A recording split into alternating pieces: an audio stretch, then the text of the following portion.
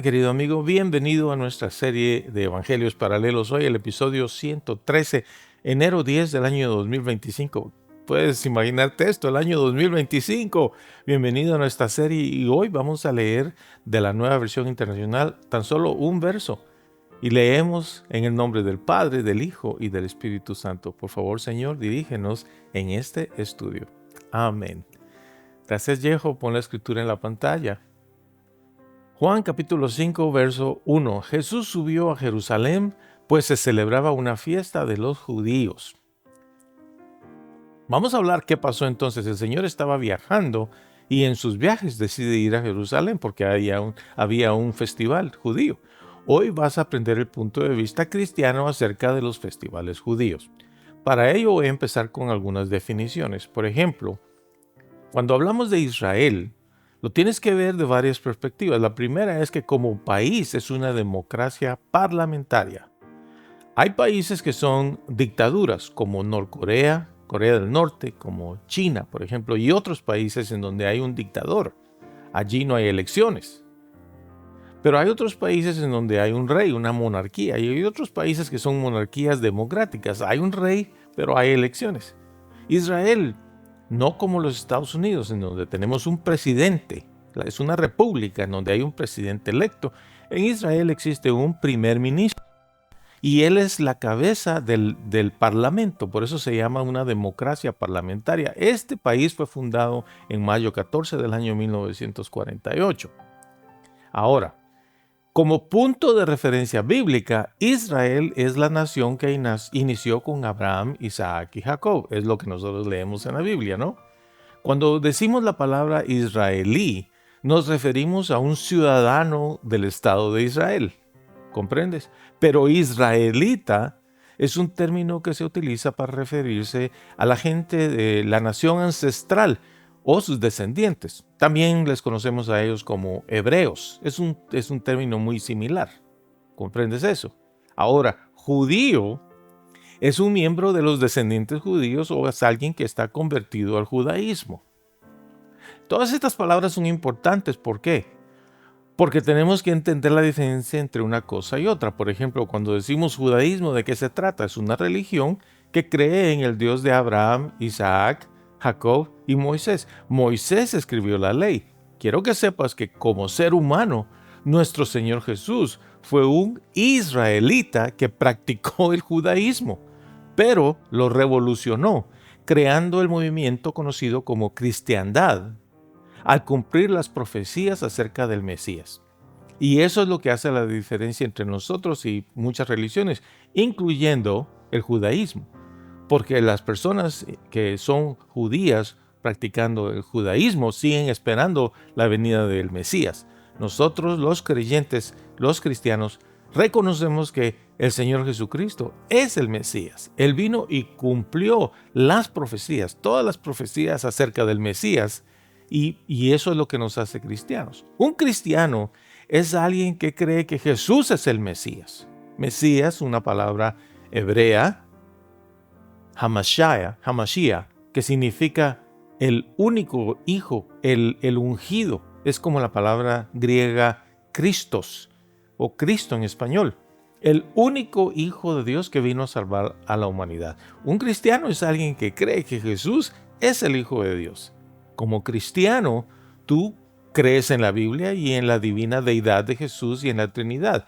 Dios Padre, Dios Hijo, Dios Espíritu Santo. Un creyente cree todo eso. El Señor Jesús era un israelita judío practicando el judaísmo. Eso lo entendemos. Pero Él vino para constituirse en el Mesías, cumpliendo toda la profecía. Eso es lo que nosotros como cristianos proclamamos. Creemos que Él es el Salvador. Nosotros como cristianos respetamos a Israel como nación y como punto de referencia bíblica. Nosotros respetamos a los israelíes o israelíes, ciudadanos de Israel. Por supuesto, respetamos a los israelitas de historia y actuales, los que practican el judaísmo. Nosotros respetamos a los judíos, pero no practicamos ni veneramos sus tradiciones. Esa es la gran diferencia. Nosotros, de hecho, oramos por su arrepentimiento y pedimos a Dios que los toque para que se conviertan al cristianismo. Ellos no creen que el Señor Jesús es el Mesías. Lo respetamos, pero realmente en el corazón nosotros tenemos que orar por su conversión. Y un día va a haber una gran conversión, un gran avivamiento en donde judíos de todas partes del mundo van a venir al conocimiento de que Jesús es el Señor, el Mesías, el Redentor. Nosotros como cristianos seguimos los principios de la Biblia, Antiguo y Nuevo Testamento. Pero nosotros determinamos nuestro estilo de vida basado en las enseñanzas de nuestro Señor Jesús. Esa es la gran diferencia. Para nosotros el Señor Jesús es precisamente esa piedra angular. Es la gran diferencia entre nosotros y el judaísmo. Nosotros no reveremos o reverenciamos sus tradiciones. Nosotros respetamos lo que ellos piensan, pero para nosotros todo está basado en el Señor Jesucristo, su muerte y su sacrificio. ¿Sabes? La carta a los Hebreos capítulo 10, verso 1, la versión CEV, dice lo siguiente: la ley de Moisés es como una sombra de las cosas buenas que vendrían.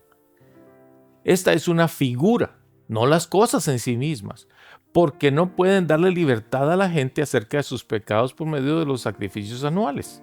Toda la ley de Moisés que fue dada por el Señor, todo eso estaba apuntando hacia el Cordero de Dios que quita el pecado del mundo, no para convertirse en un constante proceso de sacrificios y matar animales y llevarlos allí al altar y derramar esa sangre y que así se constituyera por siempre para que los pecados fueran perdonados de esa manera y que de esa forma la gente venga y haga su sacrificio anual y luego dicen, ok, ya cumplí. ¿Qué es lo que tú sabes que mucha gente le gusta hacer, incluso hoy en las iglesias cristianas?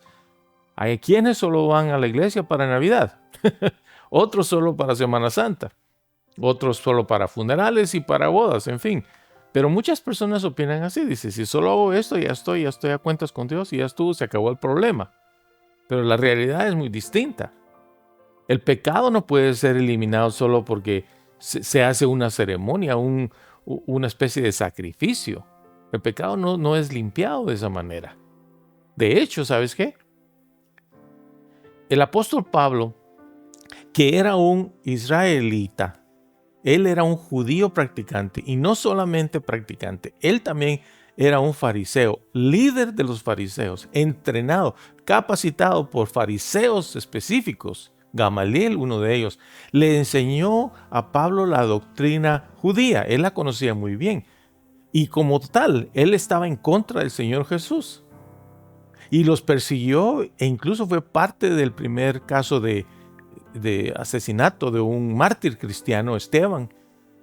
Pablo estaba allí sosteniendo las ropas de los que lo estaban matando a pedradas al pobre Esteban. Más adelante él tiene cartas de los líderes judíos en donde él está autorizado para poner en la cárcel a los cristianos. Y Pablo va en camino a Damasco, capítulo 9 del libro de los Hechos, y dice, yo los voy a tomar a estos presos y voy a hacer lo que sea para ir en contra de ellos. Allí mismo un día él termina en el suelo, ciego, y entonces el Señor Jesús se le revela. Y los ojos de Pablo quedaron en oscuras por 3 días, envía el Señor a Ananías, ora por él, recobre la vista y allí inicia el proceso de conversión de Pablo. Pablo, como un judío practicante del judaísmo, fariseo de fariseos, maestro de la ley, seguidor, pero mira, de aquellos seguidores serios acerca de la ley, él se arrepintió de sus pecados y pidió perdón al Señor y le dijo, Señor, yo no sabía que eras tú. ¿Quién eres tú? Y el Señor Jesús le dijo, ¿por qué me andas persiguiendo? Yo soy Jesús. Ese encuentro con el Señor Jesucristo es el que Pablo tenía que vivir y fue tan drástico porque Pablo iba a ser utilizado grandemente por el Señor. Y muchas veces hay personas que van a tener unas vidas todas contrariadas y hay ocasiones en donde hay tremendos eventos que vienen porque es la única forma en que el Señor los va a hacer recapacitar, cambiar y ser utilizados para su gloria. Pablo lo vivió así. ¿Sabías tú eso? A través de esa experiencia, él inició su proceso de conversión. Ananías lo ayudó, lo introdujo con los apóstoles, y así él empezó a aprender. De pronto las revelaciones empezaron a caer sobre Pablo por el poder del Espíritu Santo y él se constituye en el perito arquitecto de la iglesia. Escribe la mayoría de la doctrina de la iglesia cristiana y le envía cartas de esto a los romanos, a los corintios, a los efesios, tesalonicenses, a los de Galacia. Y él escribe tremendas cartas con instrucciones de la doctrina de la iglesia cristiana a Timoteo, por ejemplo. Una de esas cartas es la carta a los de Galacia, la carta de los Gálatas, capítulo 3, verso 13. Y lee conmigo esta versión de la ICB. Dice: la ley puso una maldición sobre nosotros, pero nuestro Señor Jesucristo nos quitó esa maldición. Él intercambió lugares con nosotros poniéndose bajo esa maldición. Como dice la Escritura, cualquiera que es colgado en un árbol es maldito. Y esta es una revelación tremenda y profunda que no cualquiera puede comprender. Solo el Espíritu de Dios puede revelarte eso. Desde el punto de vista humano, la gente no entiende eso, dice no tiene ningún sentido para mí. Pero la verdad es esta: el pecado es tan serio en la vida de una persona que lo mantiene en maldición. No hay forma en que uno pueda acercarse a Dios cuando uno está maldito o sucio. Es imposible. Pero la ley que había establecido Moisés, que ya sabemos que era una sombra, ¿verdad? Era una figura que habría de venir. La ley que le fue dada a Moisés, todo apuntaba hacia el Cordero de Dios que quita el pecado del mundo. Es decir, ese sistema de sacrificios fue necesario para podernos ilustrar que tenía que venir el perfecto Cordero de Dios que quita el pecado del mundo. Y con su sangre allí íbamos nosotros a ser limpiados, para ser aceptados por Dios por fe, no por obras. Esta revelación no se entiende intelectualmente. Solo el Espíritu de Dios te puede iluminar acerca de esto. Pero en el fondo de tu corazón tú sabes que eres pecador y tú sabes que no hay manera que puedas poner las cosas como empatadas con Dios, ¿verdad? Ya hice lo malo, voy a hacer esta cosa buena y ahí ya estamos ahora al mismo nivel. Eso no se puede con el Señor. El peso del pecado es muy grande, es extremadamente grande. No lo puedes equivaler. No lo puedes poner al mismo nivel, es imposible. Pero lo que el Señor Jesús hizo fue ponerse en ese madero por ti. Él dijo: yo voy a tomar la maldición. Tú estás en maldición y no hay forma que te la quites, pero yo lo voy a hacer por ti, dijo el Señor.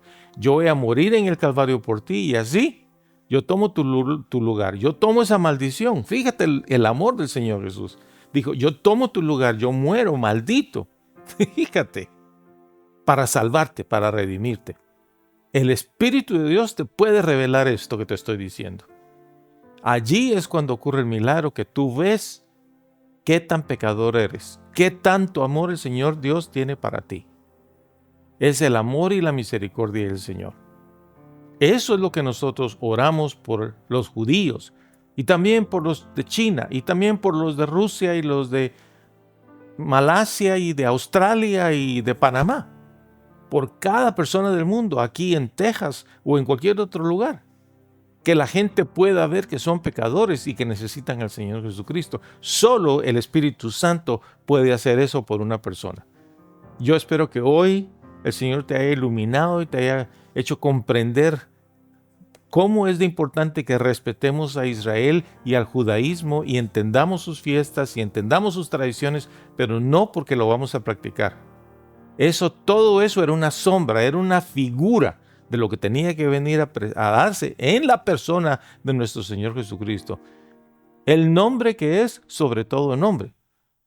Este es el episodio 113 de esta serie, pero te digo algo.